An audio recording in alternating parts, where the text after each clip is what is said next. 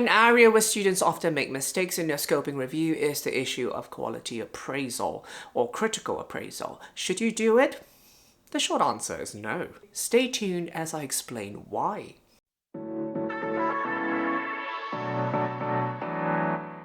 Hi there, I'm Dr. Ken Wong and I teach research at 2 UK universities and I run a business supporting postgraduate students with their dissertations and theses. The guidance on scoping reviews is often unclear about when to conduct a critical appraisal. Many guidelines label it as an optional step and students interpret it as do if you feel like it or if you have the time. But the decision to appraise the quality of the literature depends heavily on the purpose of the study. For most scoping reviews, there's very little justifications for doing a critical appraisal, and including one can easily confuse the purpose of the review.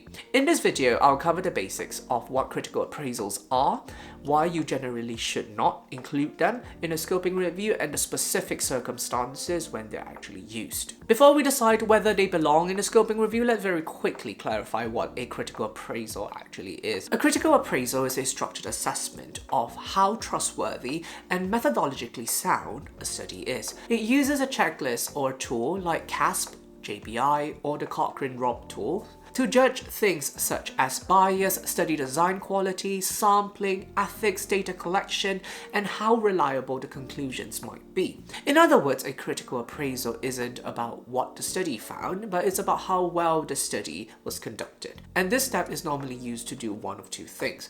One, to decide whether the study should be included or excluded, and two, to give more weight to some studies than others when drawing conclusions. Firstly, you do not weigh or rank evidence in a scoping review.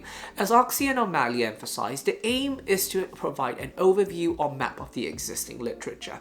That means that you include a full range of research on the topic, regardless of its quality. Most students I teach do not need a critical appraisal for their review. My education students focus on curriculum design, learner outcomes, program structures, and other similar topics. My healthcare students are often examining intervention designs, population characteristics, or outcomes. In both cases, the quality of the research is usually not the primary interest, and a systematic review is a much better fit if your goal is to assess quality. Secondly, conducting a critical appraisal creates practical and methodological problems in a scoping review. It can restrict the landscape that you're supposed to map if you start excluding lower quality studies, leading to an incomplete or distorted representation of the field of research in that area. Scoping reviews typically include a broad mix of evidence types, peer-reviewed studies, reports, policy documents, white papers, curriculum documents, and other forms of grey literature. We simply do not have the appraisal tools for many grey literature sources, which means you end up with a messy and inconsistent process, where some documents are appraised, some cannot be appraised, some use tools that do not align with each other. On top of that, critical appraisal is time-consuming. It adds substantial workload and uses valuable word count that would be better spent on things like analysis, synthesis, and discussion. Thirdly, a critical appraisal can confuse the identity of your review. One of the core differences between a scoping review and a systematic review is the presence of a quality appraisal process. If your scoping review is already very close to a systematic review, for example, you're exploring barriers and facilitators or synthesizing patient experiences, adding a critical appraisal can make markers question, why didn't you simply conduct a systematic review instead? I even had academics who argue that a critical appraisal automatically makes a scoping review more rigorous. With that, I'm not particularly convinced. A critical appraisal increases rigor only when the purpose of the review requires selectivity or evaluative judgment, neither of which is appropriate for most scoping reviews that I've seen.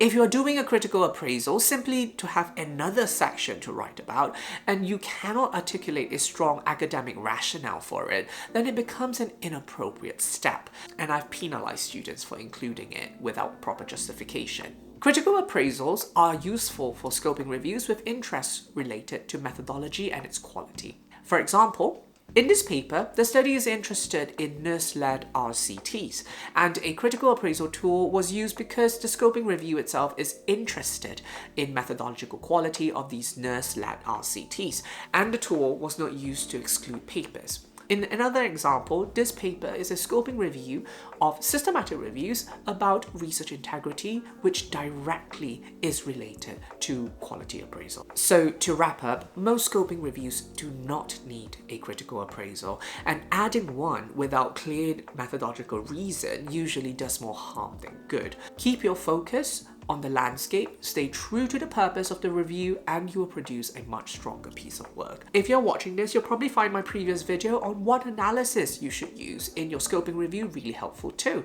If you're in the middle of designing your scoping review, I've got an online course that teaches you how to ensure that your scoping review is well aligned within itself. Link in the description below. I will see you in the next video. Goodbye!